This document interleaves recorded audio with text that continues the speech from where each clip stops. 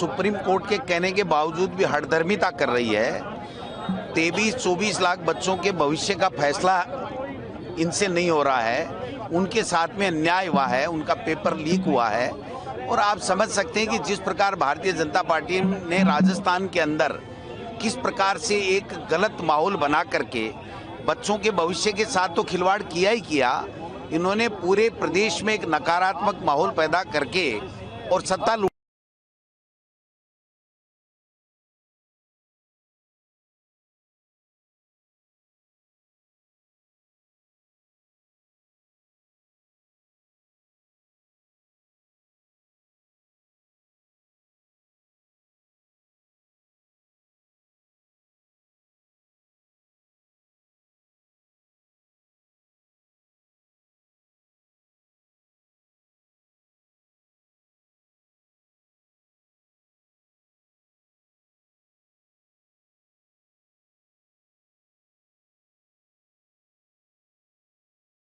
की पोल खुल गई और पहले भी पेपर लीक हो रहे थे, अभी भी पेपर लीक हुआ है। तो बीजेपी को यह तय कर लेना चाहिए, पेपर लीक के लिए केंद्र की बीजेपी की सरकार जिम्मेदार है। खुद प्रधानमंत्री जी को सामने आना चाहिए। आप कह रहे थे जीरो टॉलरेंस की बात, कहाँ है जीरो टॉलरेंस? भाजपा के बाड़े में पेपर बिक रहे हैं, मान लिया इन्होंने कि नेट का बिक गया, ये भी मान लिया नीट का पेपर लीक हो गया और बिक गया। पेपर लीक बिकने के मामले सामने आ गए। अब बीजेपी कहाँ बचना चाहती है?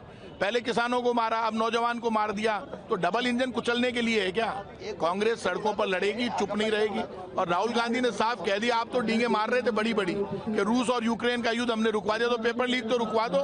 देश के नौजवान बच्चों से देश से माफी मांगिए।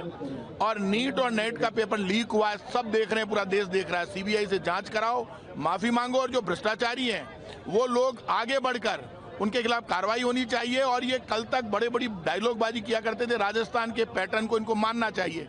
जब हमारे मुख्यमंत्री और शिक्षा मंत्री थे ये गहलोत साहब और डोटासरा जी, इन्होंने कानून बनाया था, वो कानून आप देश में बना दो और आपके समझ में नहीं आ रहा, तो गहलोत साहब को, डोटासरा जी को बुला लो, दिल्ली में बैठकर बात कर लो। तुम तो लड़ना चाहते हो विपक्ष से, समझना नहीं चाहते। लेकिन पेपर लीक रोकने के लिए केंद्र सरकार को आगे आना पड़ेगा। और ये जो नाटक करती थी केंद्र सरकार ईमानदारी का नाटक फेल हो गया।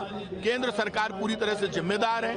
बच्चों का भविष्य बर्बाद करने के लिए, नीट का पेपर लीक करने के लिए नेशनल टेस्टिंग एजेंसी फेल हो गई। और केंद्र सरकार के मंत्री धर्मेंद्र प्रधान ने 4 बार 5 बार बयान बदल लिए। इसका मतलब पेपर लीक हुआ है, इसलिए बार बार बयान बदल रहे हैं।